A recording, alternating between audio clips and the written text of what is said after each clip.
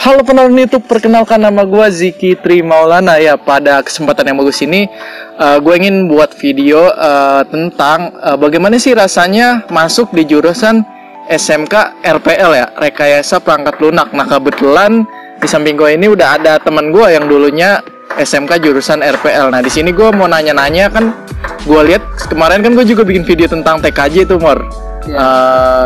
Ada yang komen juga tuh, Bang, jurusan yang lain dong gitu, kayak RPL. Nah di sini kan gue kesempatan nih, ada lu kebetulan kan jurusan RPL. Nah gue mau nanya-nanya nih, mungkin bagaimana sih RPL itu dan masuk RPL harus gimana, bla bla bla bla bla.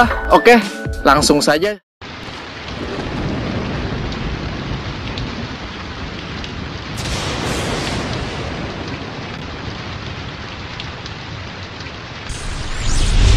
Nah langsung saja kita ngobrol-ngobrol santai aja nih ya tentang jurusan RPL. Oke, langsung aja gue nanya, nama lu siapa? Nama lu dulu dah. Nama gue Damor Kiansah ya. Damor Kiansah. IG-nya nih di sini nih, ntar ditaro ya. Kalau mau follow ya, nanya-nanya tentang RPL bisa ya. Oh iya Mor, lu dulu masuk RPL tuh tahun berapa tuh? Tahun 2012. Ya sama sih, sebenarnya kita juga seangkatan ya dulu awal-awal. Cuman kan dia jurusan RPL, gue jurusan TKJ. Nah, oh ya, kan banyak tuh yang nanya nih tentang jurusan RPL. Pada mikir tuh kalau masuk RPL belajarnya dari nol nggak sih? Sebenarnya kalau dia nggak bisa IT sama sekali, bisa nggak sih masuk SMK RPL itu? Untuk masuk ke RPL ini belajar dari nol bisa, semua bisa. Semua bisa dari nol kan ya? Ya, asal kita mau belajar dari nol sampai kita bisa banget. Dulu lu waktu awal-awal masuk RPL bisa nggak lu tentang IT? Apa lu hanya bisa main game aja apa gimana? Awal masuk SMK RPL. IT kayak gitu, awalnya nggak ada minat sama sekali ya. Iya. Kemudian setelah belajar lebih dalam lagi, kita lama-lama jadi seneng. Iya, lama-lama seneng gitu. Pelajarannya. Terus kemudian prakteknya pun jadi kita ikut senang juga. Kita bisa belajar pemrograman web gitu ya. Contohnya kita bisa bikin website ya. Untuk zaman sekarang ini website itu sangat diperlukan ya. Tentunya bagi lulusan SMK ya, tentunya RPL ya. Iya. Kalau kita bisa membuat website, nah peluang untuk kita kerja di luar sana itu terbuka lebar, karena itu sangat dibutuhkan di zaman yang sekarang ini gitu. Nah, juga belajar website, ada nggak sih selain website apa programan Java gitu? Lu dulu apa aja tuh? Coba dah. Seperti pemrograman, contohnya ada sedikit pemrograman Android juga. Pemrograman Java juga ada. Tapi kalau itu tergantung daripada sekolahnya ya. Kalau sekolahnya biasanya menggunakan pemrograman website atau pemrograman desktop base, itu dari fokus ya, tergantung itunya. Tergantung fokus dari sekolahnya. Iya. Kalau dulu lu fokusnya di mana tuh? Kalau itu dulu fokusnya di pemrograman website. Website. Nah, lu Ukom itu kan ada tuh kalau misalnya SMK itu ya kan. Kalau gue TKJ, lu RPL kan. Kalau gue TKJ dulu ada namanya uji kompetensi. Nah, kalian yang SMK pasti tahu ya. Nah, uji kompetensi itu buat syarat kelulusan kita. Nah kan sebelum UN tuh kita harus melewati uji kompetensi itu ya. Betul. Nah, kalau itu ngerjainnya harus praktek sendiri-sendiri ya. Iya betul, harus sendiri-sendiri. Nah kalau dulu lu apa tuh uji kompetensinya? Ngerjain apa gitu? Pertama ya, uji kompetensi itu kita disuruh buat program yang pertama. Programnya itu menggunakan pemrograman PHP lah istilahnya, kalau di ini pemrograman PHP. Nah di situ kita awalnya dibuat website dulu, kemudian di website itu bisa bikin input data, login dan segala macam. Nah itu uji kompetensinya. Ada yang lain nggak temen lu? Apa website aja, apa pemrograman yang lain? Sebagian ada yang menggunakan web desktop base ya. Desktop base. Iya, bikin desktop berarti base. Java ya? Iya, dia nggak online tapi bisa seperti membuat program di komputer itu sendiri. Gitu. Jadinya bentuk aplikasi ya? Ya, enggak melalui internet gitu, jadi lokal ya. Oh iya. Oke, kita kembali ke pembicaraan pertama nih ya. Yang kan pertama tadi anak SMP nih baru lulus mau masuk SMK jurusan RPL, dia nggak tahu apa-apa nih ya. Nggak apa-apa ya masuk ya? Ya nggak apa-apa, justru bagus gitu, justru diajarin bagus. dari nol. Kita diajari belajar dari nol, kita fokus belajar. Kemudian kalau kita belajar, semakin kita belajar kita semakin ngerti gitu. Semakin ngerti, terus kita juga bisa semakin senang dengan pelajaran itu. Nah, gue mau nanya lagi nih, kan banyak tuh mitos atau apa nyata gitu, jurusan RPL itu MTK-nya harus kuat. Apa benar itu? Kalau dia nggak bisa MTK gimana tuh? Apakah mempengaruhi? Enggak ya, MTK juga perlu ya. Perlu tentunya. juga mungkin, cuman kalau nggak bisa gimana gitu? MTK itu perlu, tapi untuk dalam prakteknya itu menggunakan biasanya tuh bahasa pemrograman. Nah, awalnya tuh yang pertama kuncinya adalah kita harus paham bahasa Inggris dulu. Bahasa Inggris, Ya. logika mungkin juga ya? Ya, logika bahasa Inggris, logika matematika seperti itu. Ya pasti diajarin MTK-nya bukan MTK kayak pelajaran MTK Ya, pure ya. beda. Mungkin lebih ke logika ya mungkin ya. Logika matematikanya aja. Ya, pasti diajarin dari nol kan? Diajarin. Jangan khawatir, kita Iya. belajar dari sekolah dari SD sampai SMP. Kita diajari hitung-hitungan, tambah-tambahan, kali-kalian, bagi-bagian itu. Nanti iya. pada dasarnya di pemrograman komputer itu kita akan mainkan logika matematikanya. Nanti diajarin di sekolah. Gitu. Nah, lu masih inget gak awal-awal masuk tuh yang kelas 10 kelas berapa kalau SMK kelas 1 itu 10 ya? 10 ya. Nah, masih inget gak lu belajar apa tentang IT-nya? Belajar itu. Biasanya kalau di sekolah itu untuk pelajaran dasar rekayasa perangkat lunak di kelas 7 itu diajarkan pertama ya teori.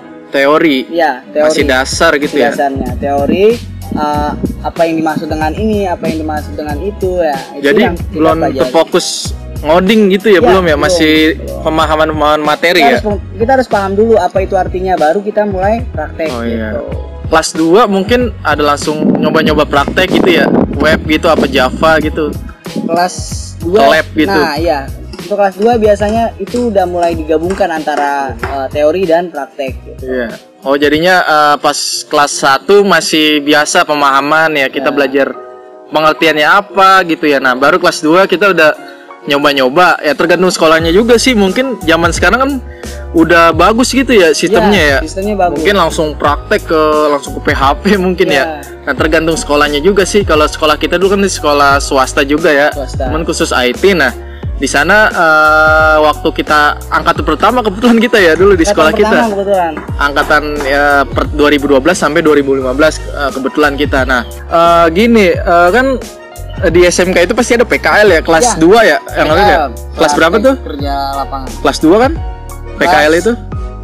Ya, kelas 2. Kelas 2. Nah, untuk masalah PKL ini apakah PKL itu ngerjain program gitu, disuruh kita langsung ngerjain program? Kan mungkin ada yang nggak bisa, ada yang emang jago dari dulu, emang dia suka IT kan. Biasanya kan kalau yang masuk RPL itu ada yang ikut-ikutan doang, ada yang emang passionnya di IT. Nah, kalau PKL itu gimana tuh? Kalau misalnya apa disuruh ngerjain program, apa emang orang yang di karyawan yang kita tempat PKL itu tahu gitu? SMK mah ilmunya masih sedikit, mungkin disuruh-suruhnya yang nggak berat-berat lah apa gimana kalau PKL gitu? Lu yang pengalaman lu? Pengalaman gue nih selama praktek kerja lapangan itu, kita di perusahaan tersebut kita dikasih tugas yang sederhana atau yang mudah gitu tentunya. Dan nggak mungkin juga perusahaan ngasih tugas yang berat buat kita gitu ya kan, karena itu resiko juga untuk perusahaan juga. Kalau misalkan kita kenapa-napa, kita salah gitu. Misalnya kita dikasih website loginnya, ntar kita acak-acak, susah membalikinnya kan ribet juga gitu.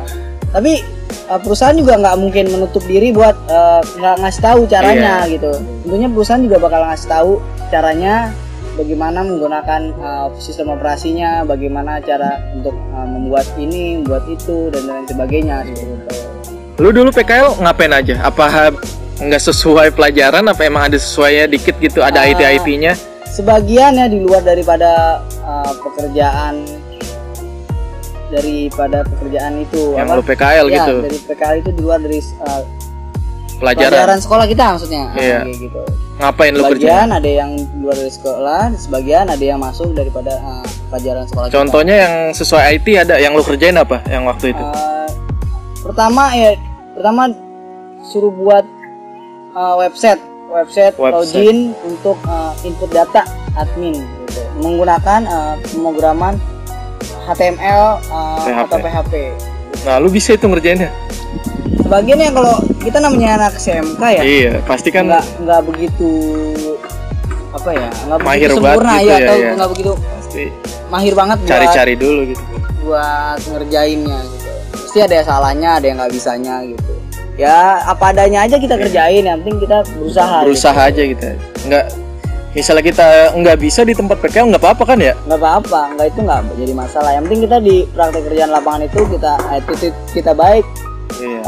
Terus kita rajin masuk, ikutin sesuai prosedur lah ya, jadi nggak neko-neko gitu, kayak kita sekolah aja, jangan alpa terus ya. Ya, praktek kerja lapangan itu kan sekolah tapi lebih banyak prakteknya aja gitu. Iya, jadi buat pengalaman aja, misalnya kita PKL itu kan nggak harus kita bisa ini ya. Nggak harus bisa banget gitu. Terus gitu. kalau bisa kita domelin tenang aja. Nggak bakalan kayak gitu, karena perusahaan juga tahu. Emang yang mau kuliah apa namanya, SMK jurusan IT itu ya mikir dari SMP lah ya.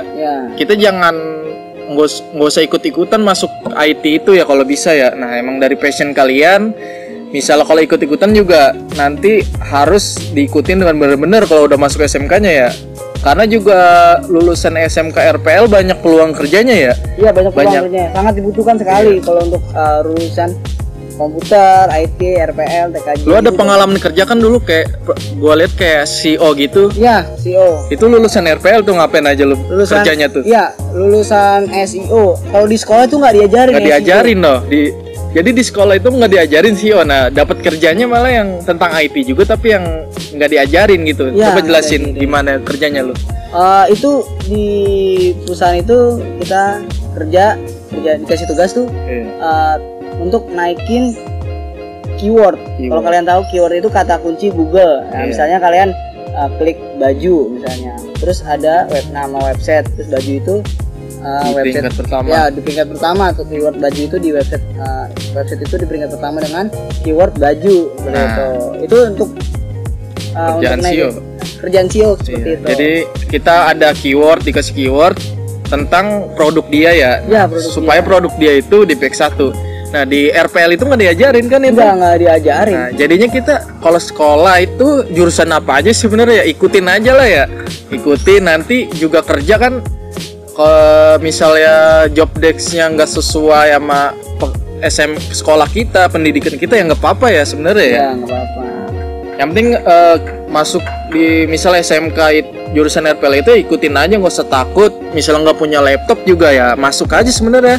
Nanti bisa intinya kalian harus beli laptop, cuman kalau belum punya duit ya nanti ya. Cuman segera beli karena penunjang belajar juga gitu kan ya. Juga. Nggak mungkin kita ngerepotin teman terus dong. Iya.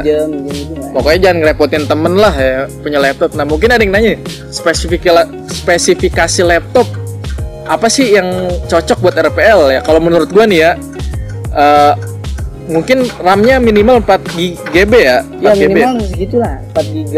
4 GB ya, mungkin ya RAM-nya 4 GB lah, mungkin Core i3 lah ya. Core i3. Iya, minimal itu Core i3 karena itu kan kita kan belajar data tuh banyak banget. Ya, harganya mungkin sekarang dari 3 juta ya. 3 jutaan. Dari 3 juta sampai seterusnya lah.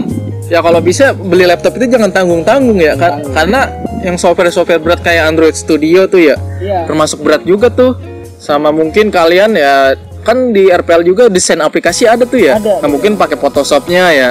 Pakai Photoshopnya juga kan lumayan makan memori juga tuh, buka-buka gituan. Oke, kenapa sih misalnya kalian yang mau masuk jurusan RPL itu kan pasti mikir tuh nanti di kuliahnya jurusan apa gitu ya. Nah, kerjanya gimana dan kenapa sih gue nyaranin sama temen gue nih yang mungkin SMP-nya dulu suka tentang cheat ya, berawal dari cheat game. Iya, penasaran pengen buat aplikasi gitu. Nah, kenapa kita nyaranin untuk masuk RPL gitu? Ya karena kan belajar pemrograman gitu. Jadi lebih ke logika ya. Nah, kalau TKJ kan beda gitu mungkin ya. Jadi kalau masuk komputer kita belajar logikanya, sedangkan kita kalau masuk ke jurusan teknik jaringannya tentunya ya kan, ke hardware-nya. Kalau RPL tuh yang ke ke software-softwarenya, cara-caranya. Nah kalau mau belajar bikin game gitu bisa Ya cocok RPL ya. Iya bisa masuk ke jurusan RPL gitu. Mungkin kalau yang buat game untuk desainnya ke multimedia ya. Iya. Kalau TKJ itu kan yang lebih condong ke emang suka perangkat keras gitu ya, hardware. Nah kalau RPL itu ya intinya kalian yang suka emang tentang aplikasi yang dulunya sering nge-cheat game, buat cheat sendiri gitu ya. Nah cocok banget tuh buat masuk jurusan RPL gitu teman-teman. Gitu jadinya ya tentang jurusan RPL gitu ya. Iya betul teman-teman. Oke, mungkin itu aja tentang vlog kita bicara tentang jurusan RPL. Mungkin kalau kalian yang masih belum jelas atau yang di pikiran kalian atau pertanyaan kalian yang belum ada di sini jawabannya, mungkin bisa komen lah di kolom komentar. Ntar mungkin gue jawab dan teman gue mungkin gue suruh jawab kalau misal kalian tentang nanya RPL ini. Oke, mungkin segitu aja dari gue. Semoga vlog ini bermanfaat. Jika emang kalian suka, klik like dan jangan lupa subscribe. Oke, thank you.